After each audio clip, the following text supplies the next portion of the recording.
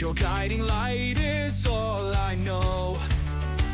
Through wood and steel, through fire and lace, I'm blessed to walk within your grace.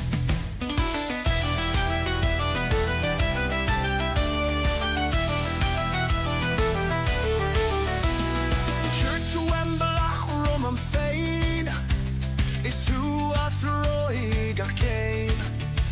You laid the path before me. You guided every step. Raise the hammer, string the bow. Her gift is all I need to know.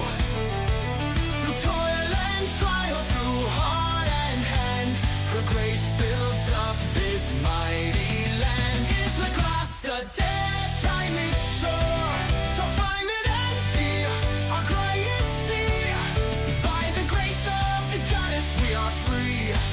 We'll build the land, our hearts within.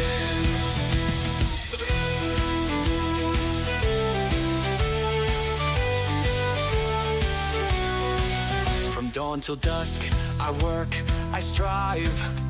With your blessing, I'll survive. The loom, the forge, the sword, the grain in your name, I rise again.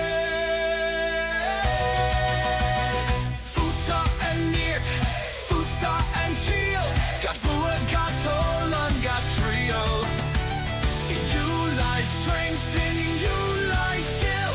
Each victory, each talent, each trial.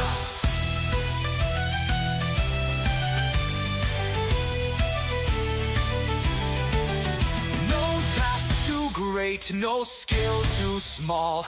Your gifts, dear goddess, guide us all.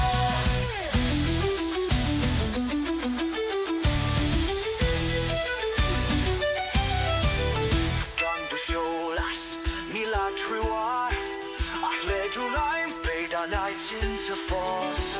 Without your light, we have no guide, but with your hand, our place abides. Raise the hammer, string the bow. Her gift is all I need to know. Through toil and trial, through heart and hand, her grace builds up this mighty land. Is the grass the dead? Our greatest deed, by the grace of the goddess we are free. We'll build the land, our hearts within. I'm blessed to walk within your grace. Blessed by her grace, forever.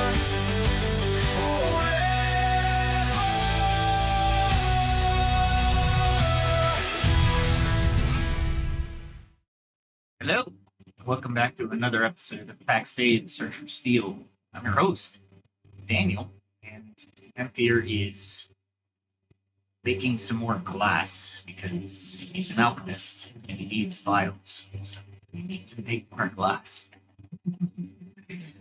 That's one of the chores this great endeavor called Pax Dei allows us to do.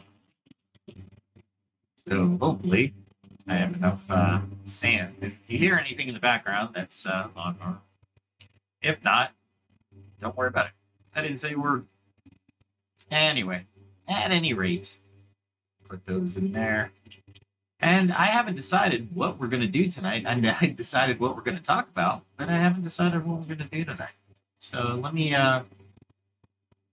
start in while I think about. I know I have iron ingots that I can get out of here. It's great. This is great news. They take an hour and 20 minutes a piece, so they are heavy on the wait time, and you tend to build more forges. I think these are called, furnaces, to accommodate less time or more yield, if you will, for less time. So there is that. And I honestly don't know where I'm going to put these things.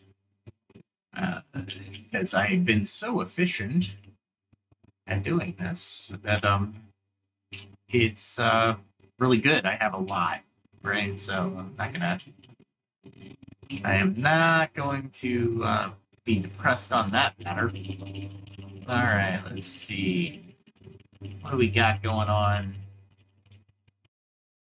All right, wow, that's a lot. That's awesome.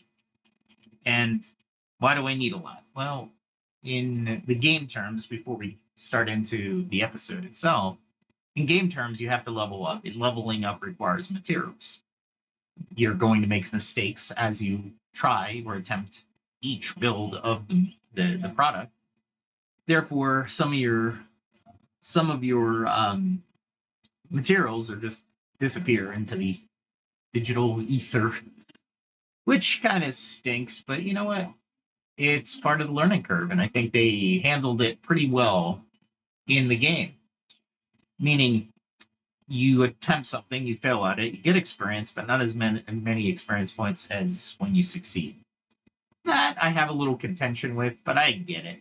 If you fail all the time and you get all the experience, honestly, if you flip the script, it would be more realistic to life. The more we fail, the more we learn. The more we learn, the better we succeed. The more we succeed, the less we actually learn from every success.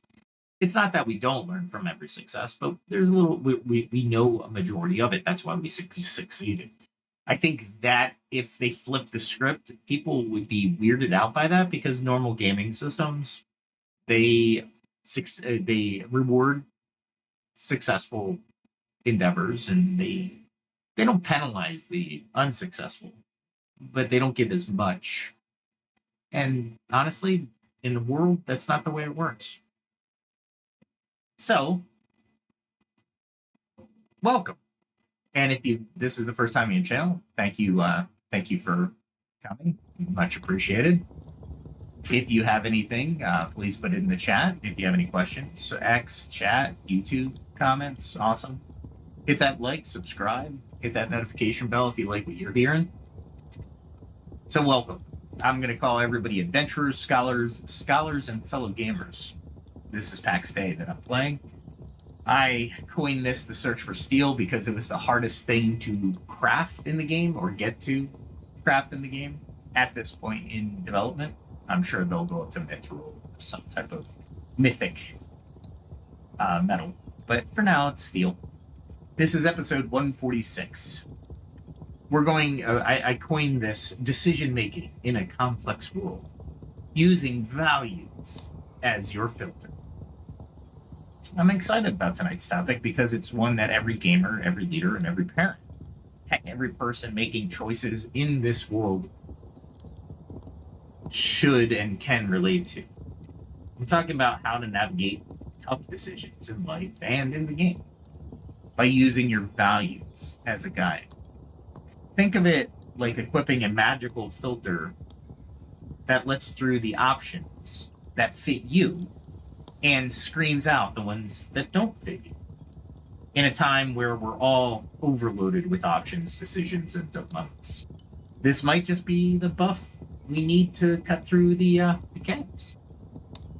And I'll get into it, but this channel has gone over value. So if you have, this is more of a continuation or an added information to the values. I think I did like 4 or 5 different episodes just on values, what they should mean to you, how to craft them, or come up with the values that you hold most dear that are now in your wheelhouse, right? So all that episode, I want to say it was 141, started off the values. There's great exercises in there. I highly recommend that you do go through those episodes and listen, put them on the background. The game was very boring. I was basically going into wood cutting, and tonight I have no idea what I'm going to do, honestly. Yeah, as we're going through this, maybe I'll get some food. Let's go get some. That means I have to fight NPCs, but why not? Is it this button? Yeah, that's button. That one, that one. Okay, so I should be able to just put everything on.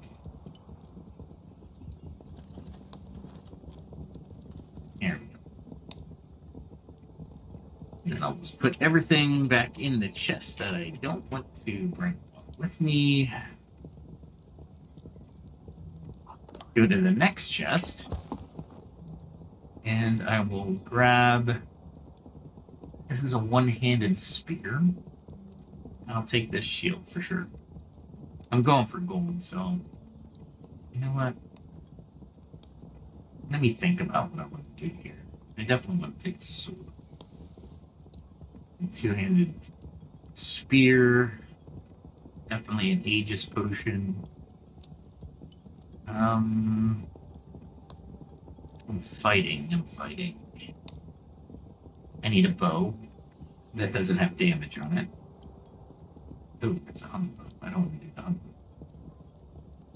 Humbos I can't build yet, so I want to. This is from my last life, in the last verse where I could build them. Yeah, I don't want to do that just yet. Let's see what I got in this one. That's odd. Oh, I know what I put them all in here. Okay, so we'll take some arrows for sure. The bow, definitely. This is a potion of healing, definitely that. Lesser potion of healing. Can I take the Aegis? No, I'll take the stamina potion. I'll use the mace as a secondary weapon. And since I'm bringing the bow along, I'm going to bring an axe. Because I can make more arrows from wood if I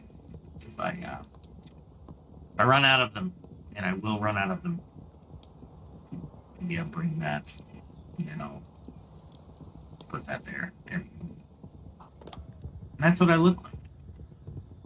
Pretty cool, right? It's actually one of the second best armor in the game. But honestly, I gotta say it's probably the best looking armor in the game for sure. Just making sure all my slots are filled up. Good.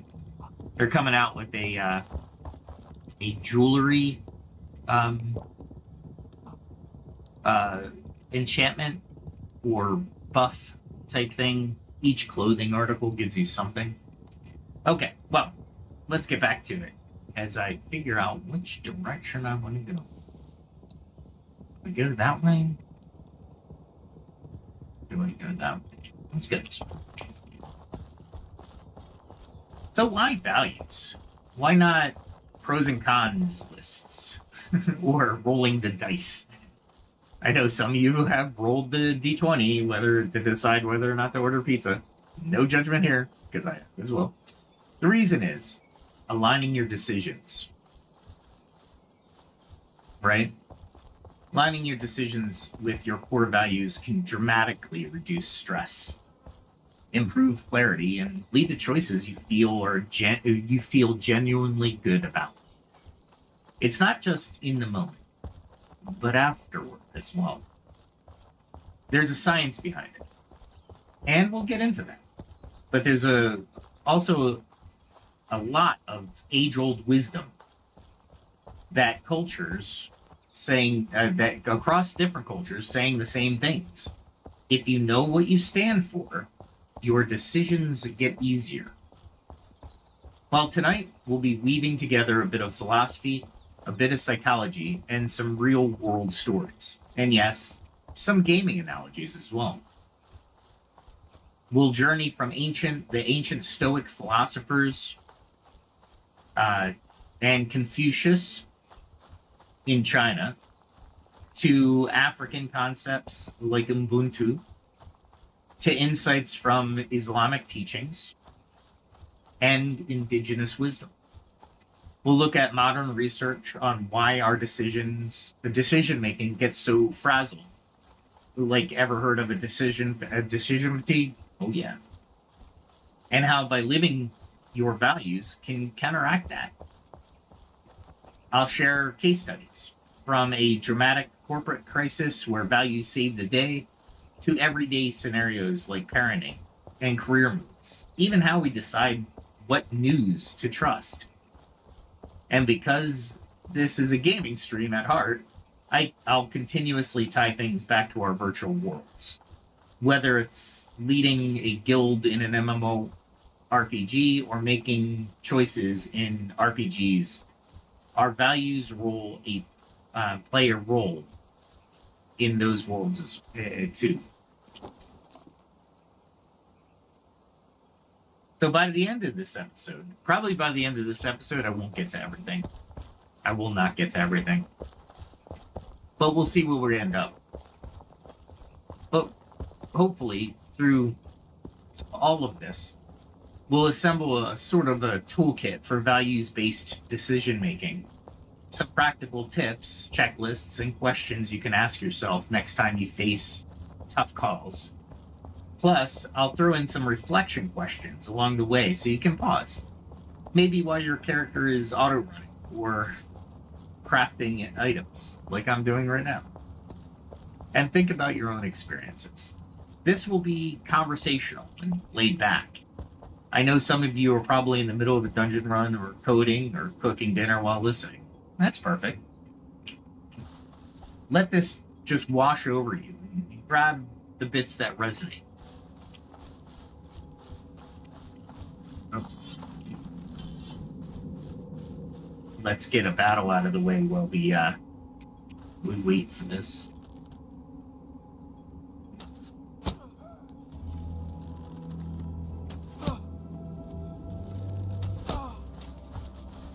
You just have to be where the arrow's not going to be.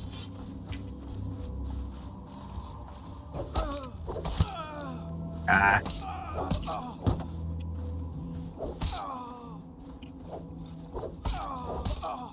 I usually can get 2 strikes on them.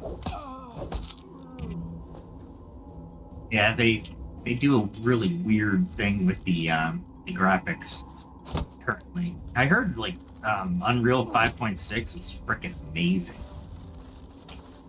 These guys are at 5.4. I heard 5.6 was just an absolute game changer. I want to know why it's a game changer. Why do people think it's a game changer?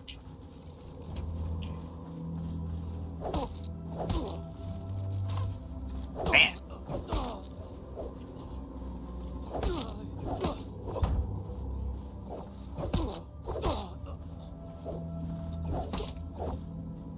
There we go. That guy's dead. There's a guy right back here. I'm just gonna fly. Oh, I can't believe I hit him. I'll take the hit, but I was like, yeah, that shouldn't have worked.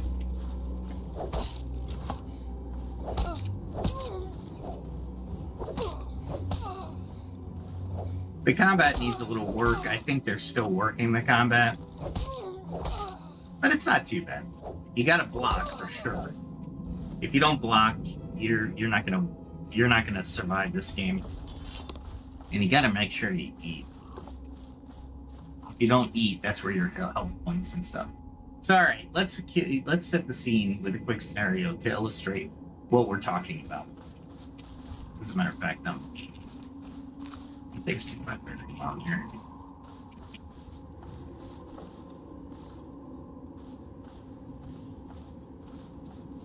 Imagine you're in a high-stakes raid in your favorite MMORPG. The boss is down 5% health. Your team's healer has fallen.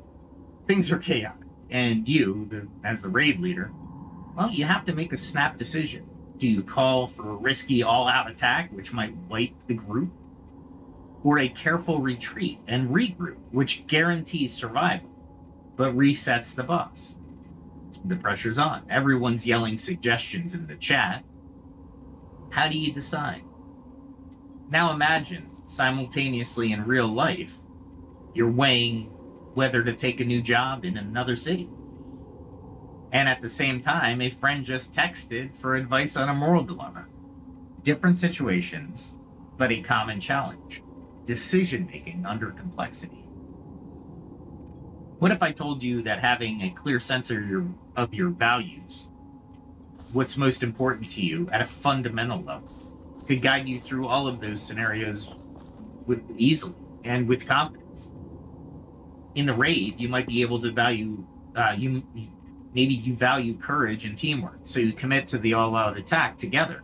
Or maybe you value prudence and responsibility for your team, so you choose to retreat, save everyone for another attempt.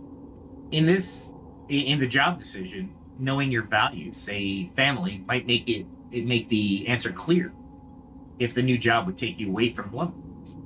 For your friends, moral dilemma, if you both share a value like honesty, that becomes the compass in your advice. Using values as your filter means you consistently ask, which option aligns best with the principles I truly care about? And which choice can I live with in good conscience? It doesn't magically make the choices easy, but it makes them clearer. It's like putting on a pair of glasses that sharpen the blurry options. And an amazing side effect, decisions made this way tend to come with a lot less stress and second guessing. When you act according to your values, you can find peace, even if the outcome isn't perfect, because you know you stayed true to yourself. Let's grab a combat, and we'll get back into the, really?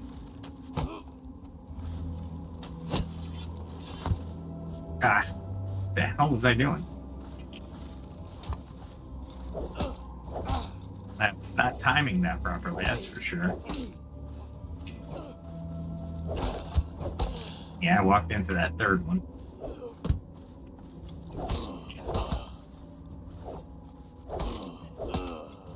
Man, my timing's off. And this is why I bring healing potions. It's not perfect. Should be. As much as I play this game. I could just use arrows the entire time, but choose not to. Why am I... God damn it.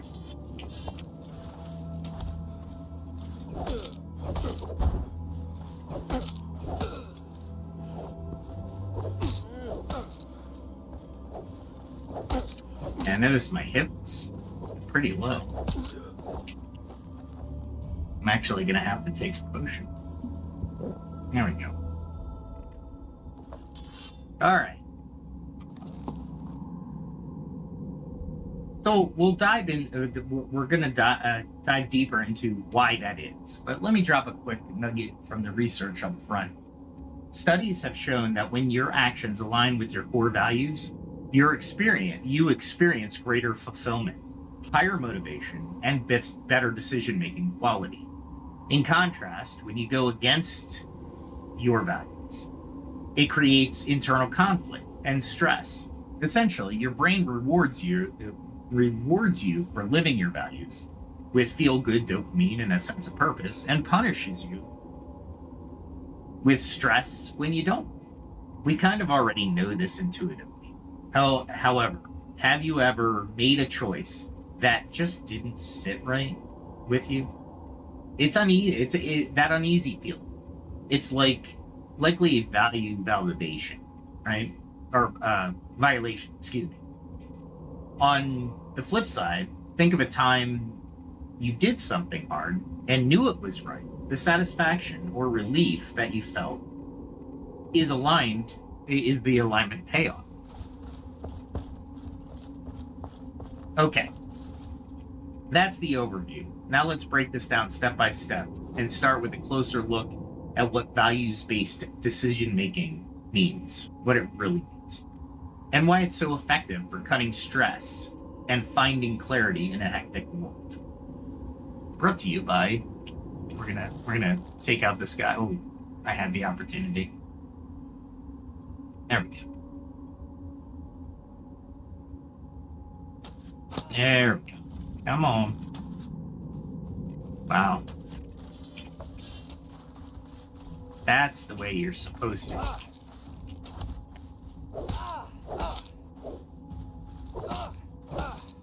These guys actually do quite a bit of damage for archers. I walked into that. That's fine.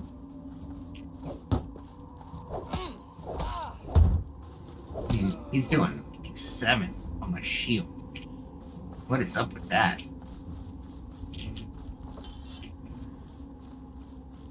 Go over here.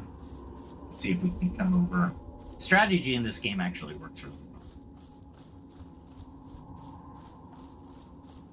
Not that it takes into account the high ground or anything.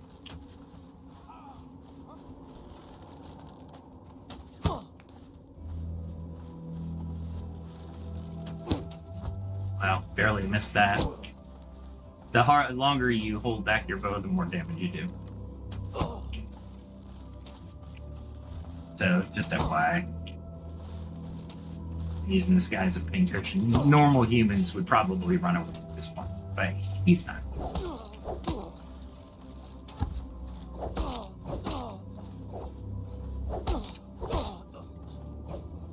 I walked into it. Ooh, I was lucky. So lucky. Let's see if there's anybody else in here.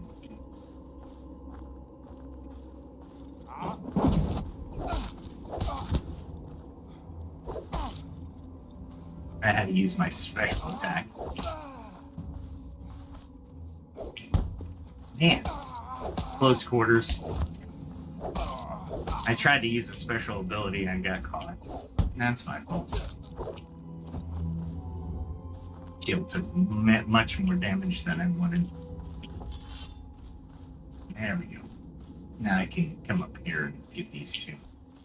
You don't want to hit both at the same time, because they will come at you at the same time. Anyway, so let's look at why values-based decision-making reduces stress and brings clarity. First, what do I actually mean by values? Now, in this context, I'm not talking about the trade value of your +5 Sword of Destiny, though that's important too. Know your maths. I mean your core personal values, the fundamental beliefs or principles that guide your behavior and define what's important to you. Think of values as your internal compass or a personal code. Unlike goals, which are specific achievements, values are like directions. They're not a destination you reach, but a path you head toward continuously. For example, wealth might be a goal, but financial independence or security could be a value. Getting married is a goal, but love or family are the values.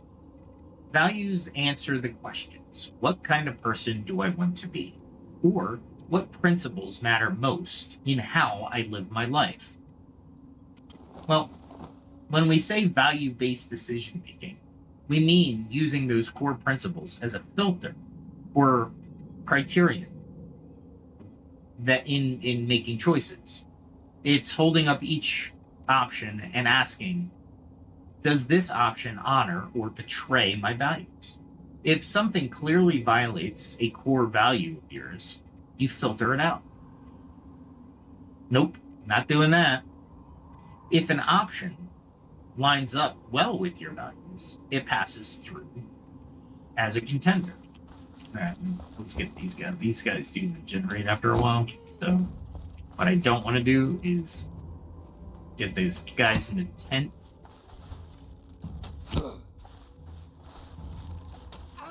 This guy is not firing his arrow. I like it.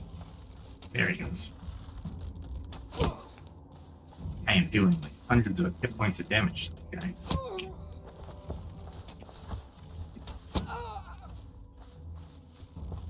Need for him to fire.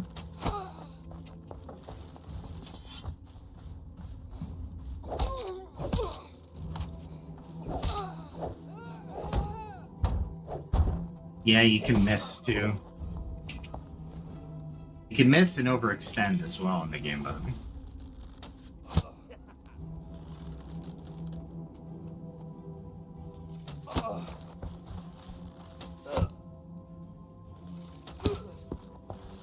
I barely got it that way. Oh, man.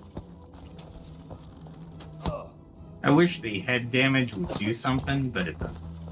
It just looks funny with an arrow coming out of his head.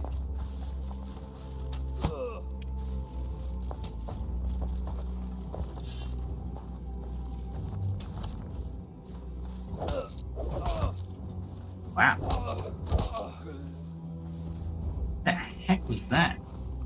Anyway.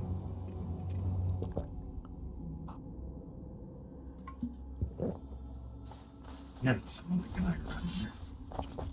The way to do this, if you want to find out another guy, see if there's a guy around the corner. Nope, there isn't a guy around that corner. Now from here, it's kind of it's risky to go after these guys, so I'll go down the road.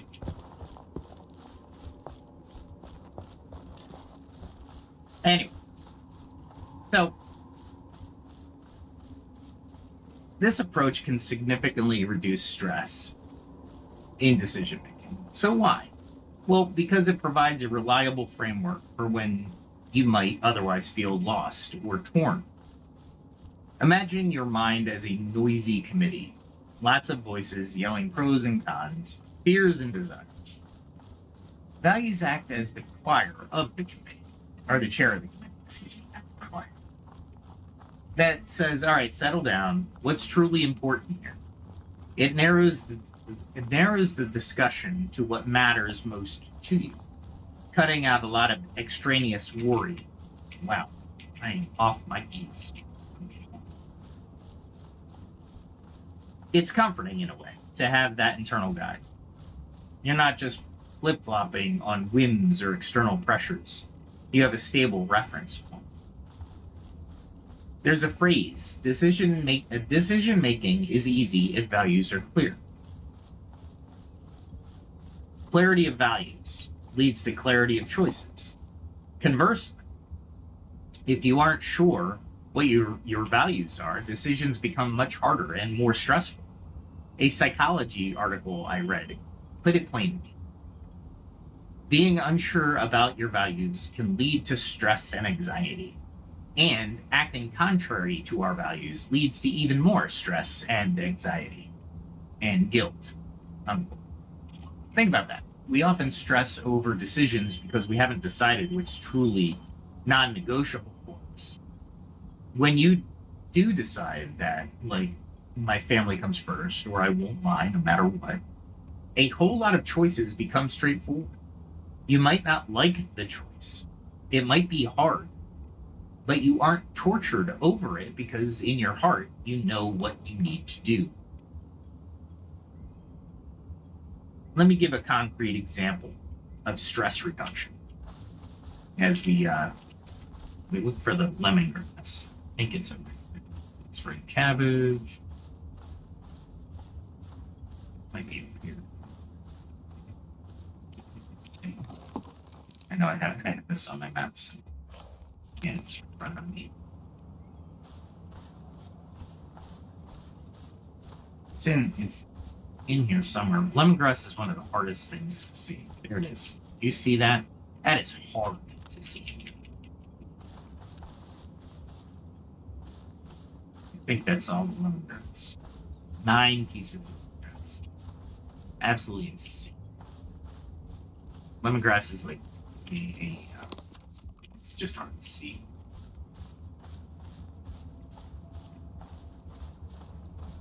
I don't know where this one is. I don't think I made rye. Why would I do rye? Yeah, do rye. Can it?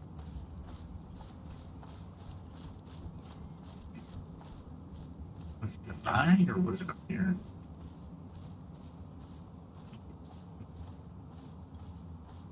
Sometimes it's hidden.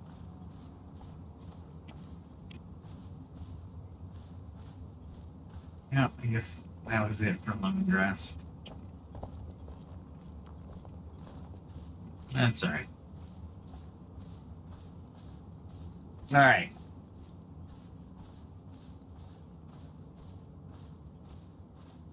So, here's the concrete example. So many of us suffer from decision fatigue in daily life without realizing. It's the drained feeling after making tons of little decisions. What to wear, what to eat, which email to answer first, what to watch on Netflix, ad infinitum. Decision fatigue is real.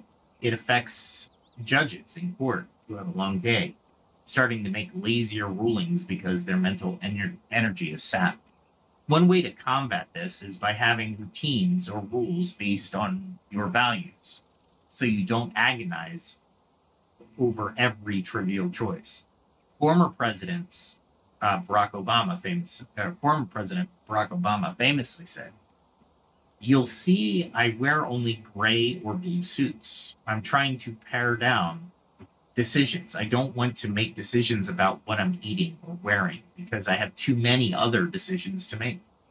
He knew that his energy was better spent leading the country than choosing an outfit. He had a value, effective use of time, focus on important matters, that drove that decision. Similarly, many successful people simplify breakfast or have a fixed morning routine. It aligns with valuing efficiency or health, etc. You can do this in your own life. If you value fitness, set a routine. I go for a run every Monday, Wednesday, Friday. Now it's not a decision. Now it's not a decision each time. It's aligned with action. If you value family connection, maybe Sunday is family dinner, no exceptions. These are pre-made decisions that reduce stress and conserve willpower, leaving you fresher for unexpected decisions that arise. Using values in this way acts like a filter that pre-filters options. You don't even have to consider things outside your values range. That saves mental bandwidth right there. Now, besides saving energy, values give clarity under pressure. Have you ever been in a high pressure situation, tight deadline, crisis, etc.? Either felt paralyzed by options or just reacting on impulse? Values can cut through that. There's research from neuroscience here. Value-based decision-making engages parts of your prefrontal cortex associated with long-term planning and emotional regulation, rather than the reactive fight or flight circuits. In other words, when you refer to your values, you're activating your wise mind, if you will, rather than your panicked mind. People who use their values in split decisions often report less regret later because even if the decision was quick, it came from a place of principle, not just emotion. For example, an elite soldier might have a personal code, leave no one behind. In a crisis, that value kicks in and they make a snap decision to go back for a fallen comrade. They don't waste time on it, do I or don't I? The value is already decided. And later, they feel pride, not regret, if they lived up to their code, even if it was risky, even if they didn't succeed.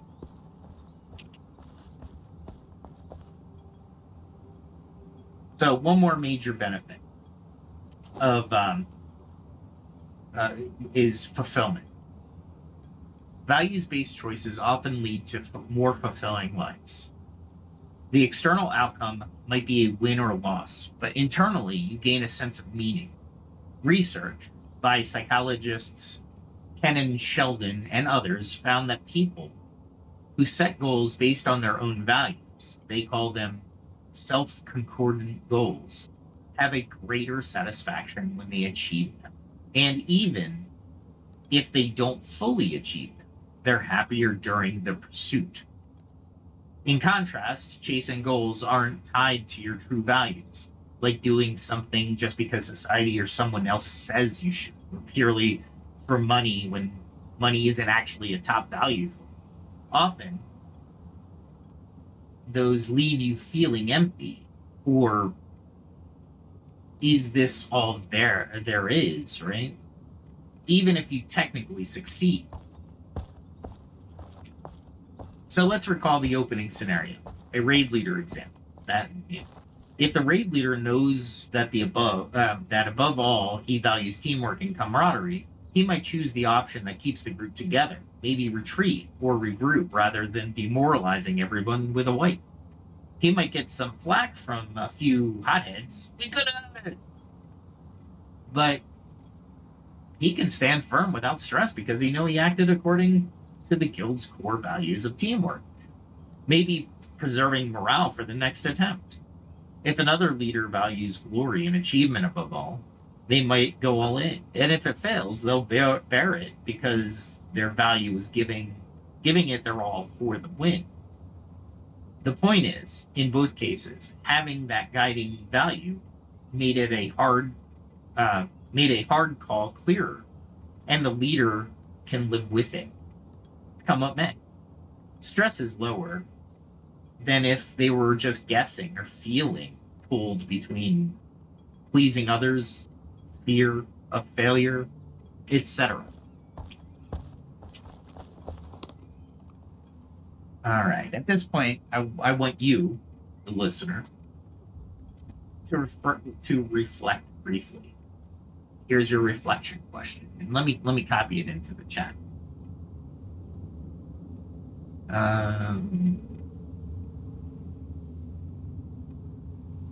That's a long question. Here it is. I'll put it in reflection.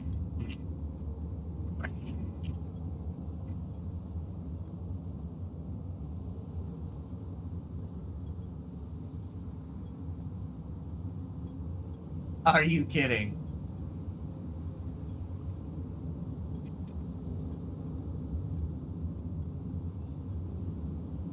I didn't realize there was a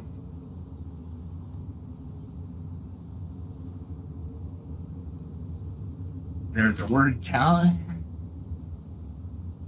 That's funny as shit.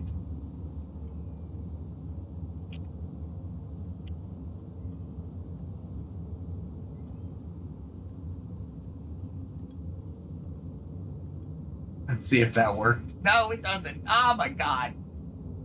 I didn't realize that this was that restrictive. Let's see. This is up to... Oh, it's just at the edge of this. What annoying little box here. I am really annoyed at this box. Maybe if I do that, I can do... No, I can't do that. Yeah, the text box is giving me fits. How about that?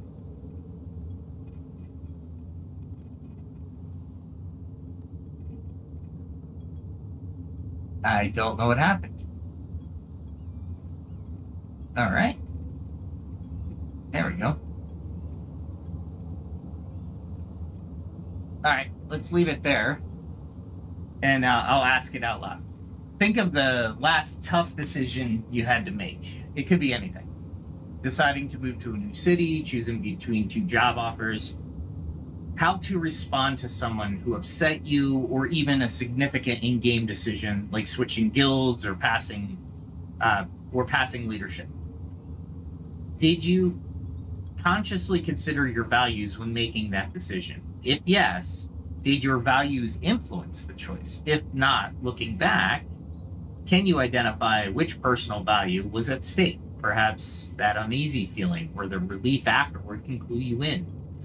And do you feel content with how it turned out? Or do you have I wish I had done that differently regret?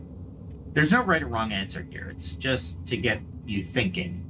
If there's regret, ask yourself, was it because I went against something I really believe in? Often, the answer is enlightening. Feel free to share your thoughts in the chat or comments. I see, so we'll check on those if anybody pops in. Or just mull it over privately, or hit me up on X. Recognizing these patterns in our past decisions is the first step to doing better in the future. All right. With a solid grasp on how values serve as a decision compass and stress reducer, let's travel a bit through time and around the globe to see how different philosophical traditions frame this idea. It's fascinating and reassuring to see how many cultures independently figured out that by living your values is the key to a good life. get to that in a second. We have some combat to do. Alright, let's take a good look and see if I can just kill this guy from here. Nope. Ooh, we got him. Nope. Oh, this guy's coming out.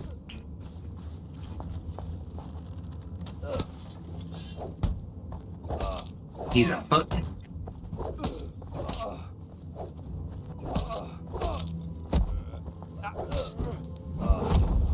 Knock him silly.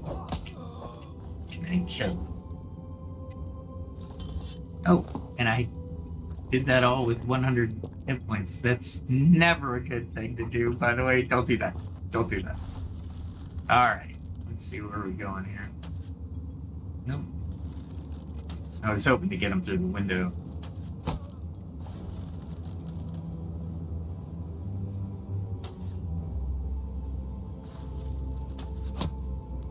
That was weird. I should be able to get this guy without even moving. See how I miss? That's another thing I like about this game. Your accuracy of your bow actually matters. What the hell? There we go. And it's nice to know that it does matter, because even with the best archers, it gives you a little bit of it gives you a little bit more player ability needed, if that makes sense.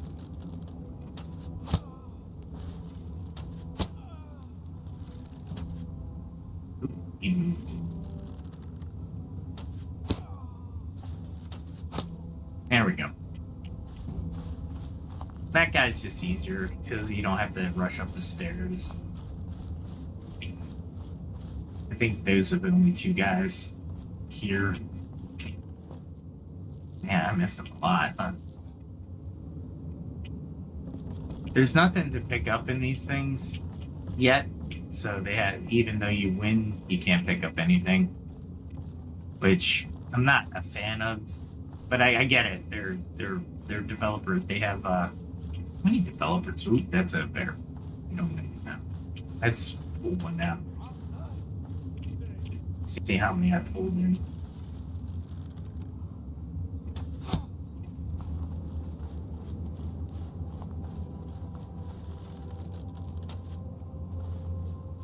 Let's hope I didn't aggro that other guy. I gotta get away from the bear. I wonder if the guy will actually get attacked by the bear or not. That would be kind of funny if it did.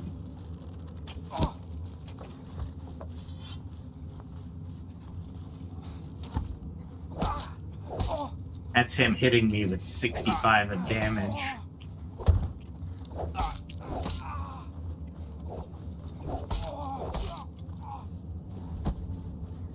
I'm only after the gold. That's the funniest part. Anyway. So let's tap into the global philosophies. We got Stoics, we got the sages, we have spiritual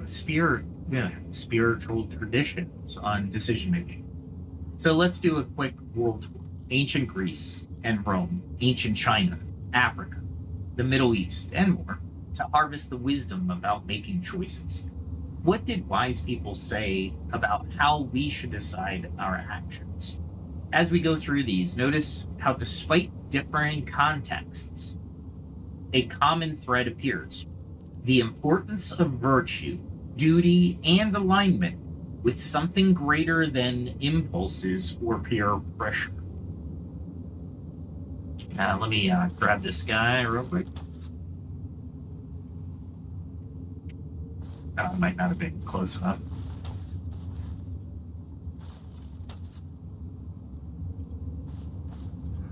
Really? I think it was awful fast to come out. What the hell?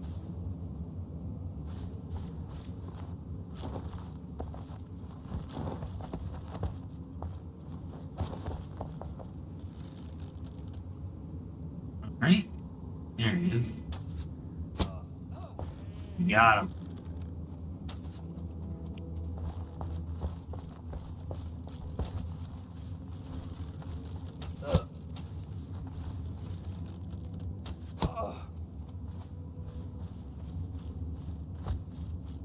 Use the terrain to your advantage, and usually... Oop.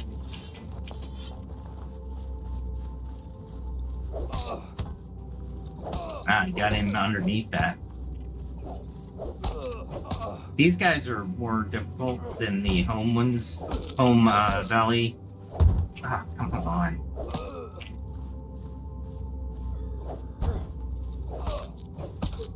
There we go. Might as well just run up on the next guy. Where is he?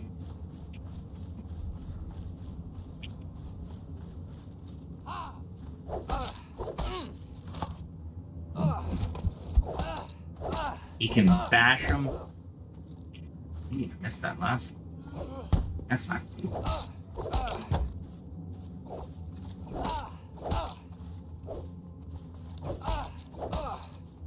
It's interesting. The close quarters combat is pretty amazing, honestly, for what little you can do.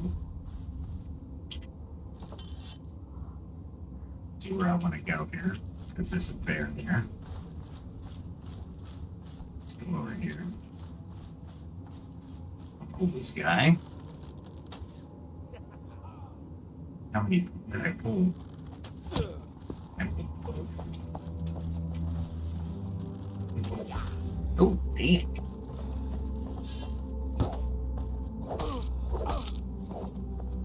I gotta kill these guys pretty quick.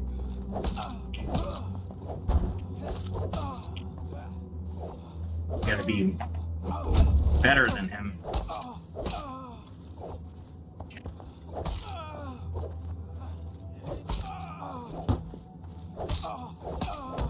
Oh, barely blocked that one. This guy's tough. I'm much better than him, but I wasn't. Anyway, I had to pull all my conversation there. So let's start with Stoicism. This is from ancient Greece and Rome. It's retreat for now. These guys are a little bit tougher than I had anticipated. So we'll go up this way. We'll look down on them for a moment while we go over Stoicism. Stoicism has been making a comeback, and I think for rightly so, it should. Picture a Roman emperor, Marcus Aurelius, sitting in his tent at night, writing in his journal by candlelight after a long day of war and politics. He writes to himself, quote, "If this is not right, do not do it. If it is not true, do not say it." Unquote. That's one of his notes in Meditations. Stoicism teaches us that the only thing we really control is our own character, which means our own intentions and our own actions. External outcomes, other people's opinions, even life and death, are ultimately beyond our control. So Stoics say, focus on living virtuously, with wisdom, justice, courage, and temperance, and you will have peace. When it comes to decisions, a Stoic literally asks, what is the virtuous thing to do? To do here. What's in line with my duty and principles? They filter options by what's moral and within their control.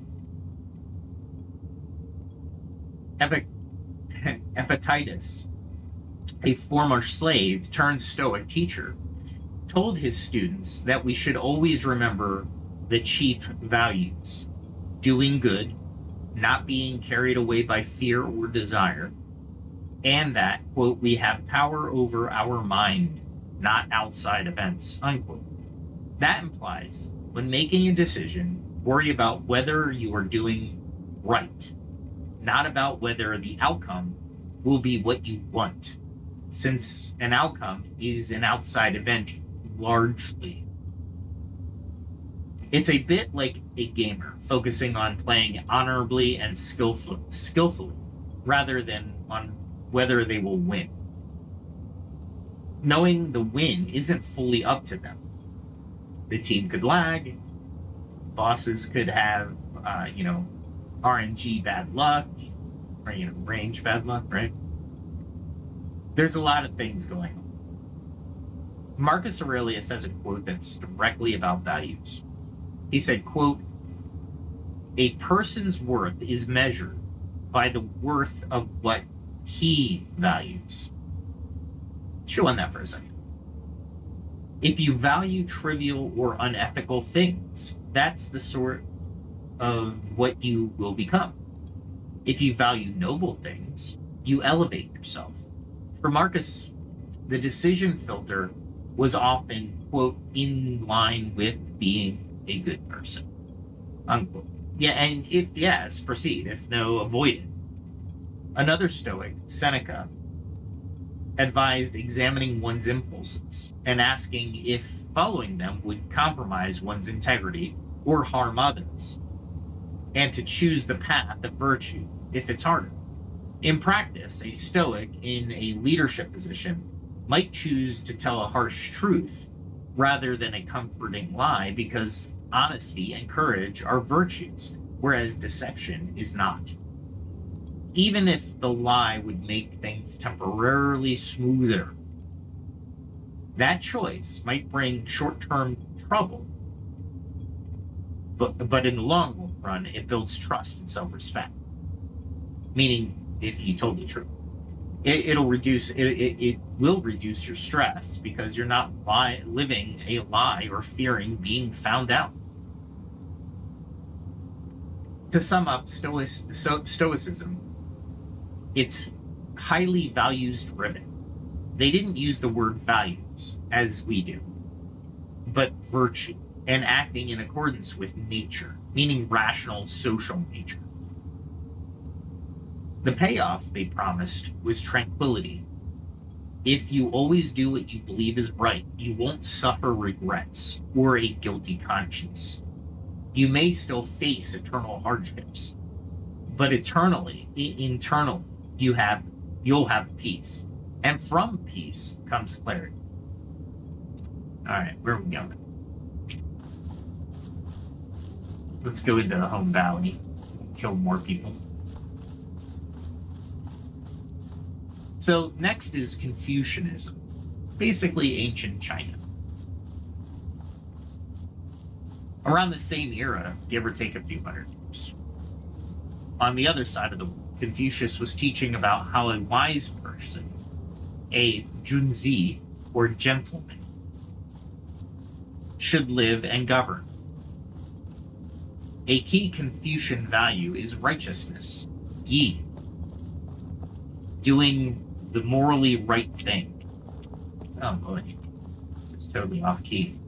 Often contrasted with profit, li, personal gain. One of Confucius's famous sayings, which I mentioned earlier, is, "The superior man understands righteousness. The inferior man understands profit." And speaking of profit, let's take a look at this guy's market. Looks neat. No items for sale. He's got a good place to do it.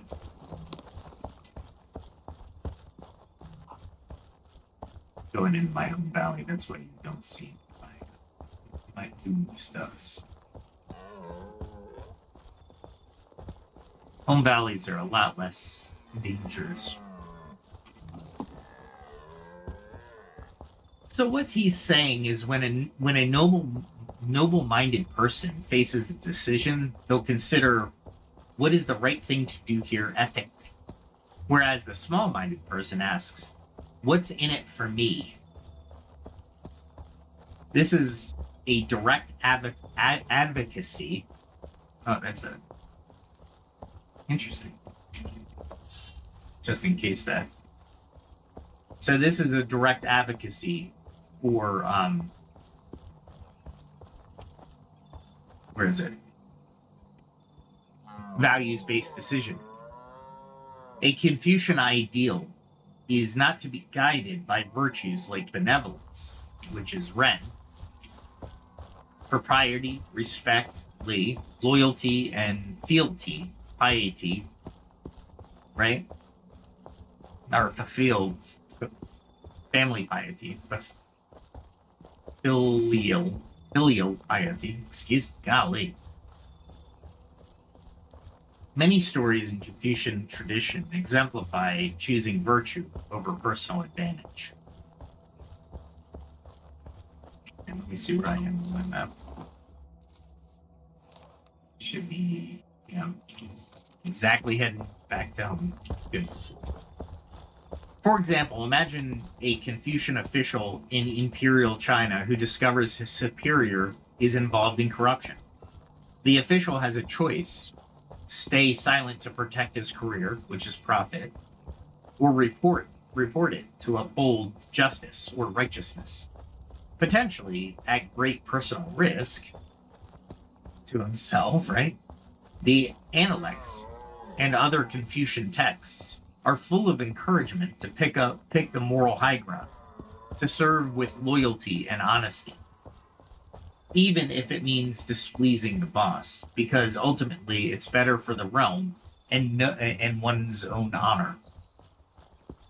And indeed, Chinese history venerates officials who were exiled or executed for speaking truth to power. They're seen as having upheld Confucian values.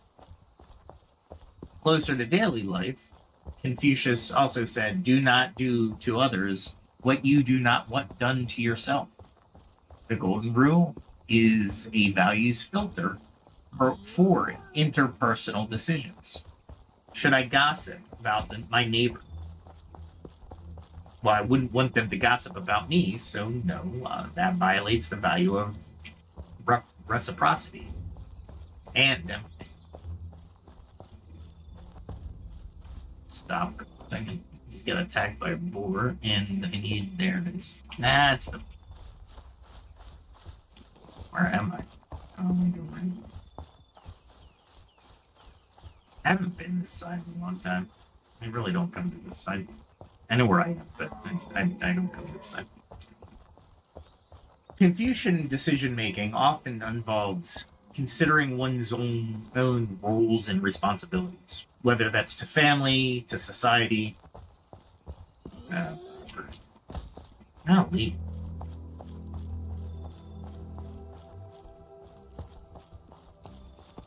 Cores are just annoying.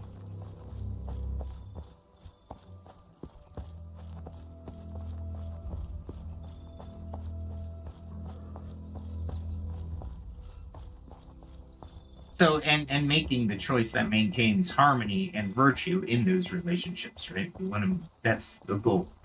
If you value family harmony, for instance, you might swallow some pride in an argument with a parent, because showing respect, a key Confucian value, is more important to you than proving you're right. That can actually reduce stress. Confucius would argue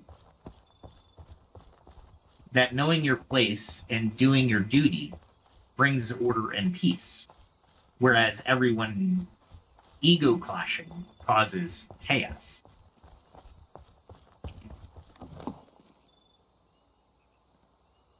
So interestingly, Confucian isn't a big on individualism. It's about fitting into a moral social order, but you still have values guiding you, just more communal ones. A modern Confucian influenced approach to a workplace decision might be choose the option that maintains integrity and respect with the team, even if an individual shortcut looks tempting. Over time, that yields a stable, respectful environment and a good reputation for you. Let's move on to Ubuntu, which is sub-Saharan Africa. So we're shifting more into a communal ethos. So we kind of moved from an individualistic Greco-Roman Stoicism to sort of communal, but not completely communal, Confucius, into Ubuntu, which is communal. So Ubuntu is basically, well, let's say it this way. If Stoicism was all about the individual virtue and Confucianism, it was about duty and hierarchy, Ubuntu is about community and connectedness. It's often translated as, I am because we are, meaning an individual's well-being is tied to the well-being of the group. And for those of you who know the Ubuntu operating system, this will crystallize why it's called Ubuntu. For those of you who don't, it's a Linux-based operating system. It's not taken over for Windows at any time, so don't worry too much about that. Anyway, let me grab some soda.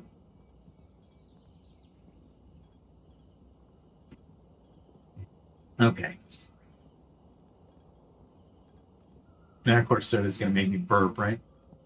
All right, so, excuse me. So its meaning is individuals' well-being is tied to the well-being of the group. So keep that in mind. Archbishop Desmond Tutu described Ubuntu as in the essence of being human. He was quoted by saying, "My humanity is caught up, is inexorably bound up in yours." In terms of values, Ubuntu emphasizes compassion, sharing, and mutual care. How does this affect decision making? Well, in cultures influenced by Ubuntu, a person will typically filter their decisions by asking, quote, "How will this affect my community or family? Does this uphold our unity and humanity?" There's a proverb, quote, "A person is a person through other persons," unquote. If a decision only benefits you but hurts others, Ubuntu would tilt against it because it violates the value of interdependence. Let's revisit that story I mentioned earlier. An anthropologist sets up a game with African children, a basket of fruit at a distant tree. And he says, whoever gets there first wins all the fruit. He says, go. And the kids hold hands and run together, arriving at the same time, sharing the fruit. Surprised, he asks, why? The children reply, Ubuntu. How could any one of us be happy if all the others are sad? This is a simple story, and it highlights the value filter in action. The kids valued collective happiness over individual reward.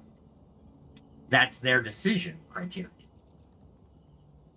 And it not only avoided anyone being sad, it likely reduced competition stress. If no one had to worry about losing or being left out, they choose joy of togetherness, right? Let me see what I got so I can put it away. So most of it's foodstuffs. I got a couple. Got an iron ingot. Got a lot of iron ingots. Gee whiz. Gee willikers. I really don't need iron. Well, I could always use iron. Let's be fair. I could always use the iron. Put it in here. And then I got the lemongrass, which I can always use. Before I continue, let me put this away, otherwise it'll bother me. I know. This is my kitchen if this is the first time here. Alright. Do I have any blackberry here? Oh, I can put the blackberry here. Okay, what's this? That's lard. That's tallow. Oh, lard. Okay. I really gotta clean up this stuff. And that's gonna be alchemy. Which I think all my alchemy chests upstairs are full. So let's do this. Nope. Every once in a while I'll be able to stack without knowing it, so I'll always try to stack. That's okay. Let's see. Yeah, see, That one I stacked. That one is building materials. That's more cooking. Oh. And I tried these chests already. Let me go upstairs.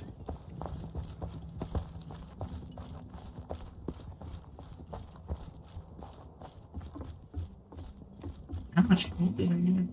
Eh, not too much. That's right. I'll deal with it.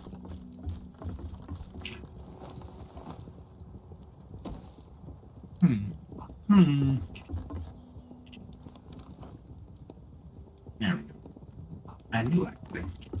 And while I'm up here, I'm going to repair my armor because I got hit a lot. I don't think I have any leather on me. Nope.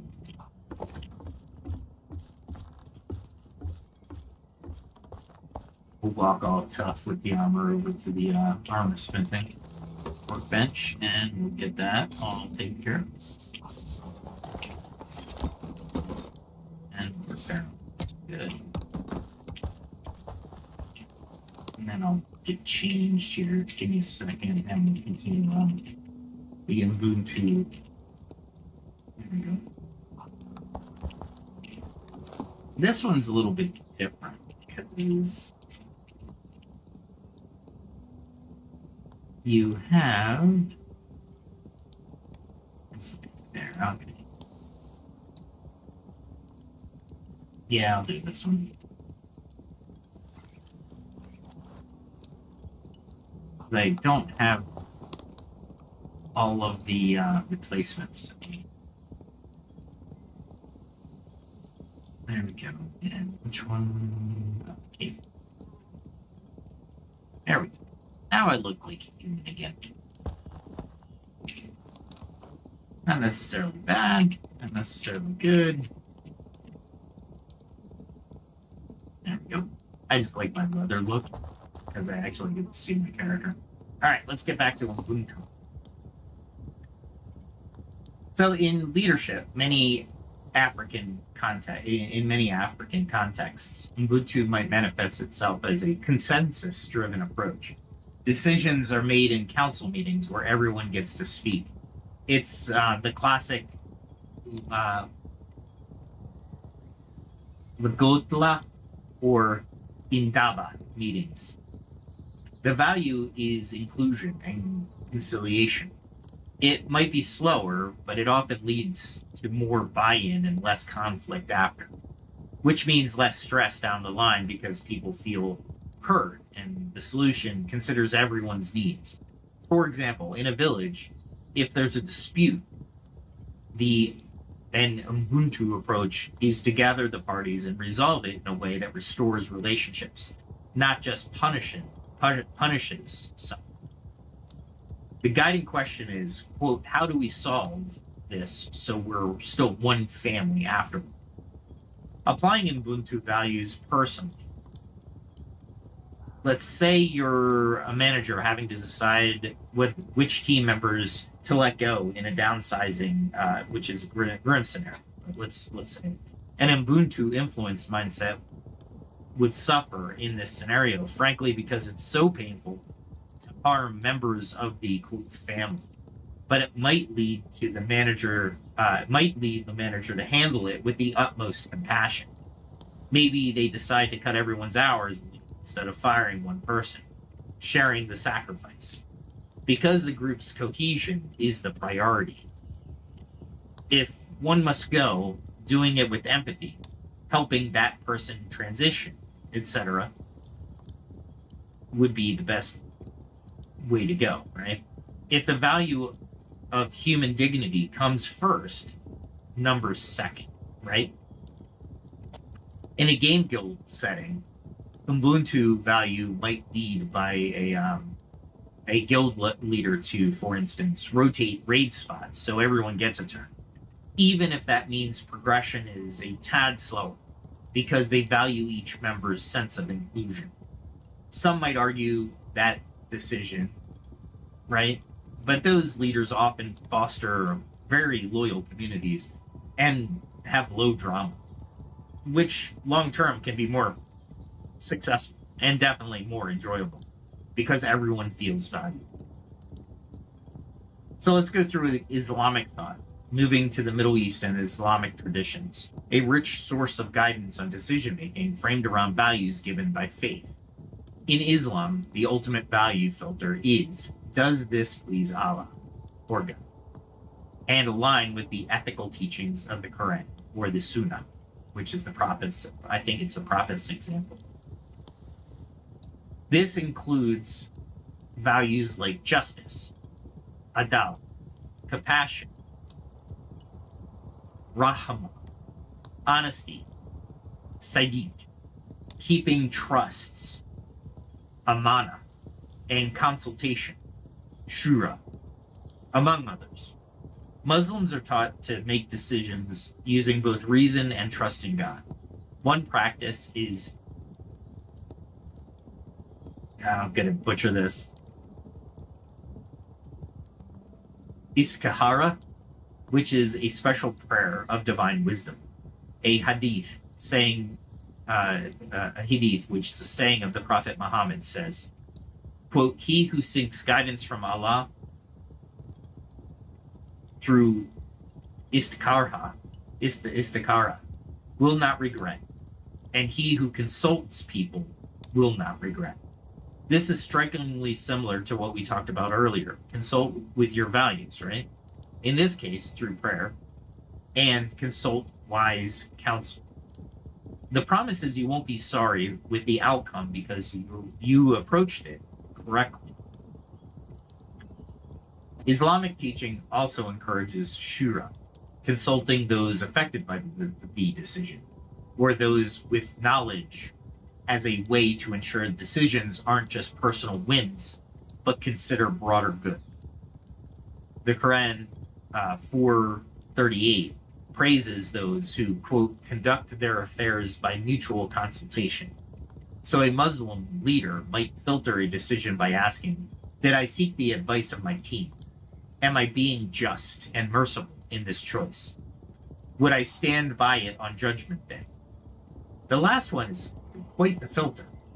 Imagine explaining your decision before God. If that doesn't clarify, if your priorities are straight, well, will. There's also a deep concept of intention, or niyya, niyya, I don't. Niyyah in Islam. Actions are judged by intentions, meaning the value behind the act is crucial.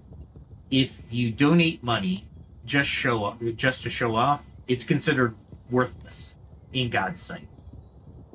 If you do even a small, kind, sincere act, it's highly valued. So when deciding, a Muslim might examine their intentions. Am I doing this for a good reason or a selfish one? Is my intention pure? If the intention is not aligned with the core values of faith, like sincerity, humility, benefiting others, that's a red flag on the decision. A quick example. Suppose you're a business owner deciding whether or not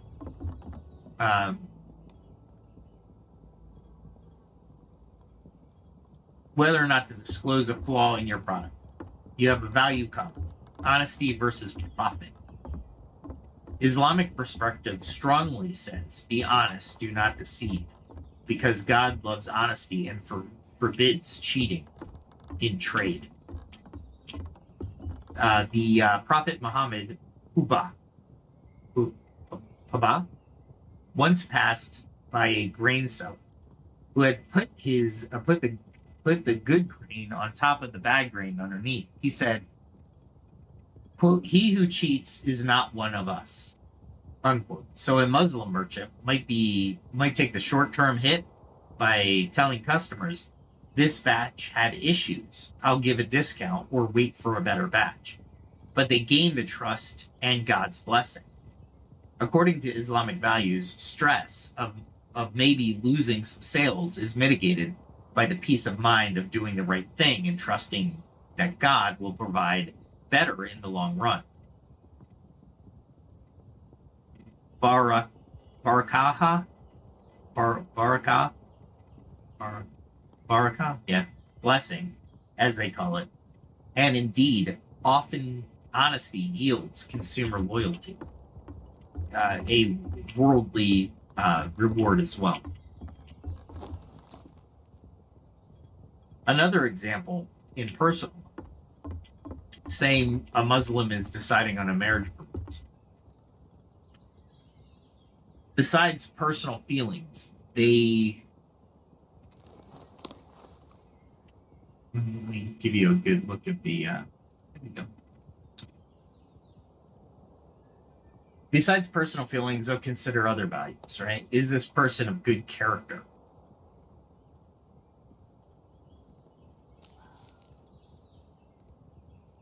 Or faith, and faith, right? Because marrying someone just for looks or money, if they don't share your core values, could lead to misery. Islamic advice would say look deeper at piety and personality. The process often involves prayer, istikhara, to seek clarity. When you believe a higher power is guiding you and you prioritize virtue, it elevates a lot of anxiety or alleviates a lot of anxiety. You've done your due diligence with values in mind, and then you rely upon God, as the Quran says, once your decision is made. That act of trusting and accepting the outcome, called, oh boy, I'm going to butcher this one, tawakkul, can dramatically reduce stress. You're not agonizing the quote, what if, but you've placed the result in God's hands after doing the right thing. Let me take a moment. I think we have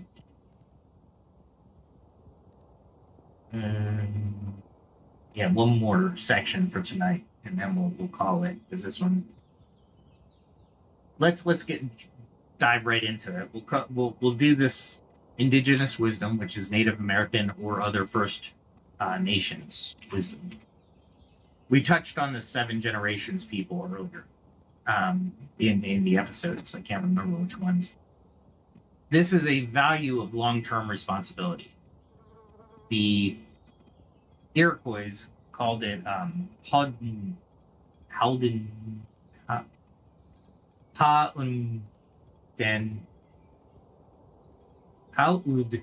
and Osa Uni, great law of peace, as traditionally interpreted, says leaders should consider the impact of their decisions on the next 7 generations.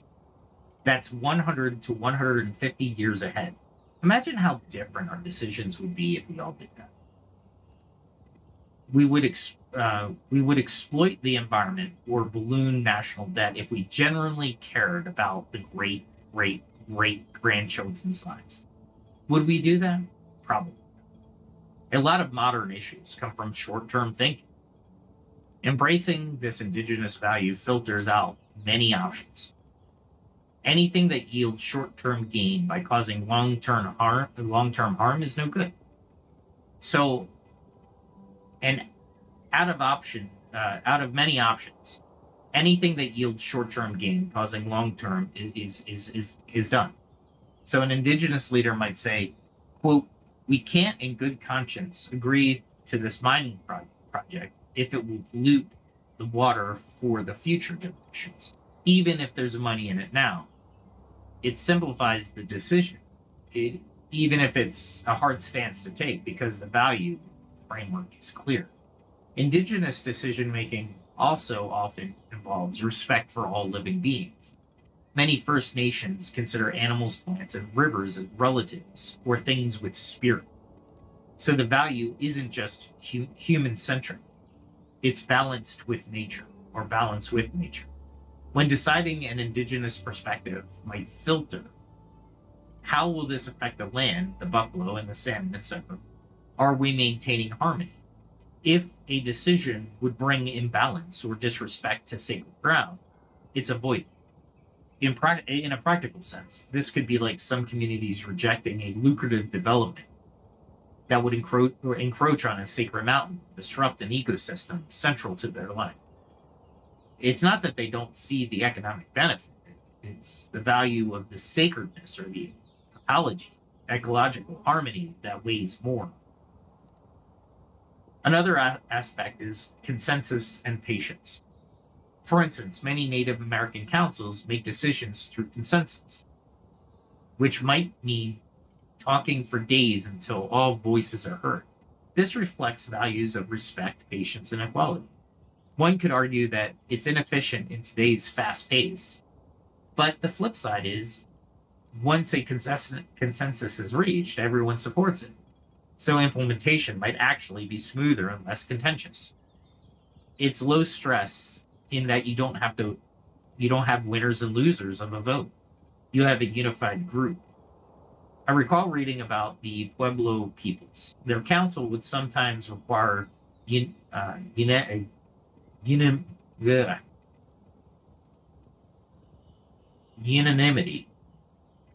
for big decisions. And yes, that could take a long time, but it was worth it to them because community harmony was paramount.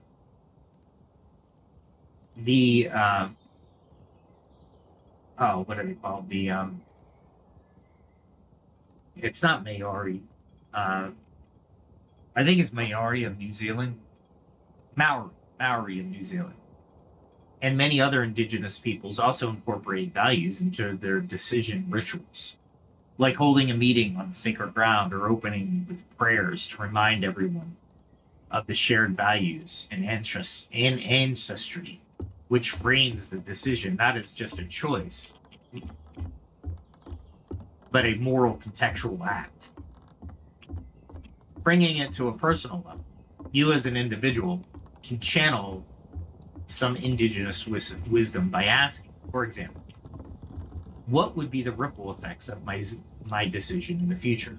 Or am I honoring my ancestors' sacrifices and my descendants with their hopes with this choice?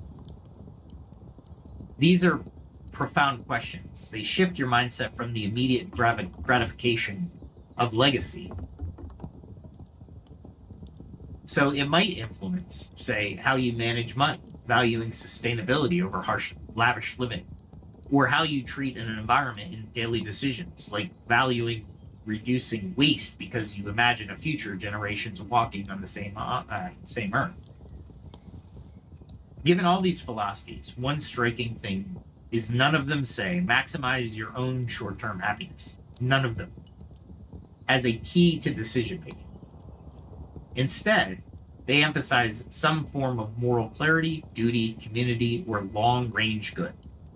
These great sages seem to agree that by focusing on higher values, the byproduct is a better life, more clarity, less regret. It's when we chase quick wins or purely selfish aims that we end up confused or in trouble. Now, it's worth noting, sometimes these philosophies can conflict with them. Stoic individualism versus Ubuntu collectivism, for instance. But that's fine. They offer different lenses. Often, you can integrate them. For example, you can personally strive for virtue, which is Stoic, while caring for your community, which is Ubuntu, and considering the future impact of 7 generations. These aren't mutually exclusive. They can complement and enrich your value set. At this juncture, I want to ask a reflection question. Is there a philosophy or cultural wisdom you resonate with when it comes to making decisions? Maybe you have a favorite quote from a philosopher, a religion teaching, or a proverb from your culture that guides you. What is it? And how has it influenced your choices? I invite you to share that if you're comfortable.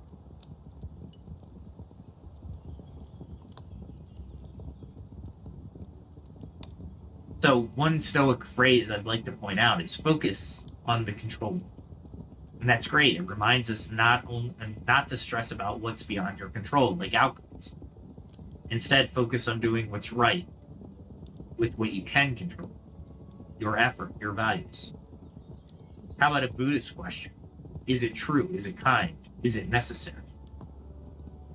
And that's also a who did it? Plato. Plato asked those three questions before responding in heated moments or passing on information, and it saved them from many flame war online.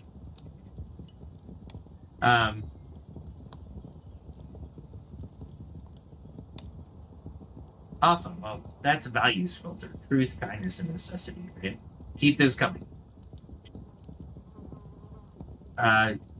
So let's end it there, because I'm out.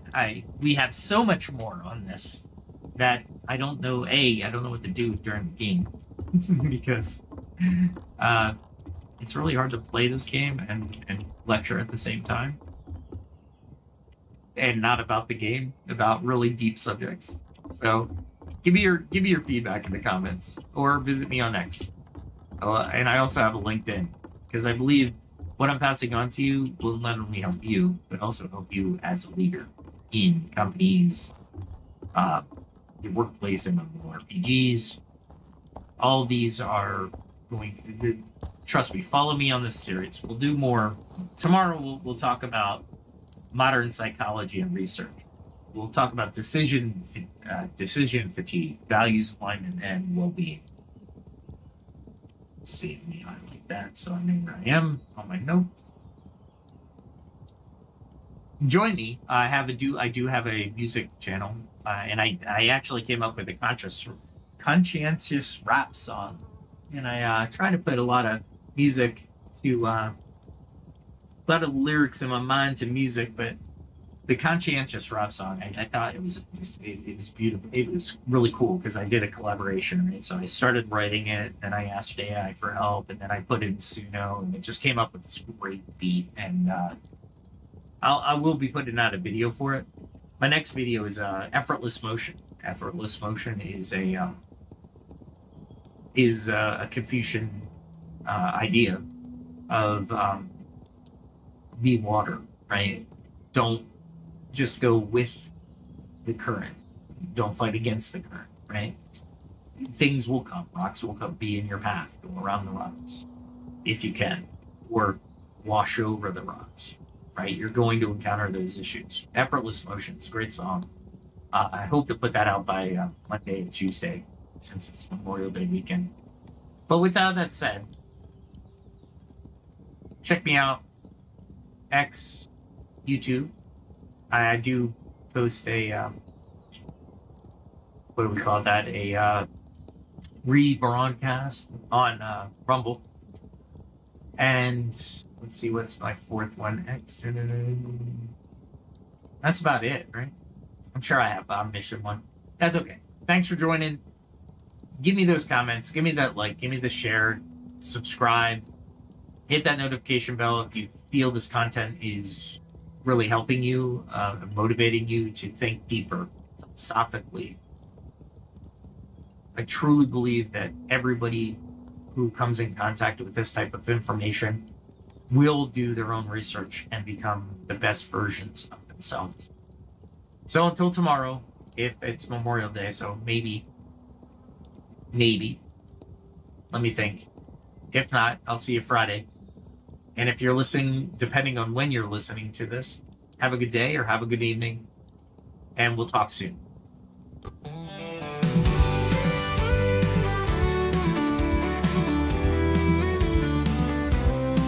With every step, a lesson learned. From fire's heat to the fields I've turned. The blade and bow, the forge and flame. I sharpen my skills, I play the game. Each day brings a challenge I must face. I train my hands with careful grace. From alchemy's art to the hunter's way, I'll find the strength to seize the day. I carve my path, I walk the line, in the shadow of the ancient sign. Through trial and toil I'll find my way, learning more with each passing day. The skill of survival, the will to thrive, in a world where the strong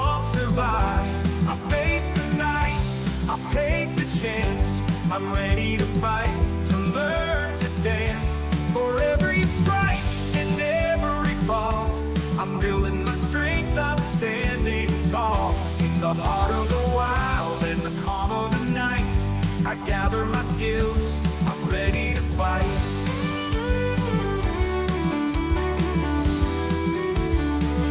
From the herbs I find to the iron I mold, each lesson learned is a story told.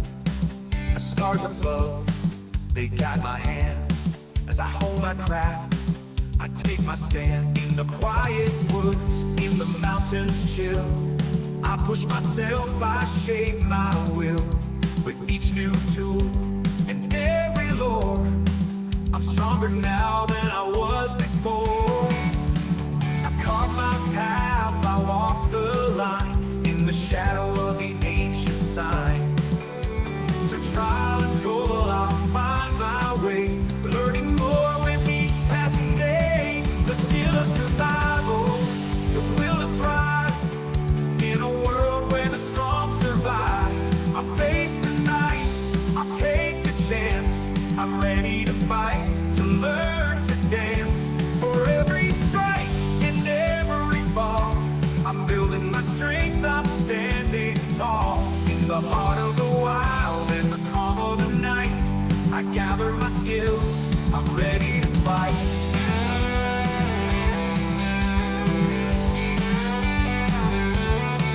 The road is long, but I won't turn back. The lessons I learned keep me on track. With each new skill, the stronger I grow. In the face of the storm, I let my courage show. I've tasted defeat, I felt the sting, but I rise again with each new spring. For knowledge is power, and wisdom the key. I'm forging my path, I'm breaking free. The skill of survival, the will to thrive in a world where the strong survive. I'll face the night, I'll take the chance. I'm ready to fight, to learn to dance. For every strike and every fall, I'm building my strength, I'm standing tall. In the heart of the wild and the calm of the night, I gather my skills, I'm ready to fight.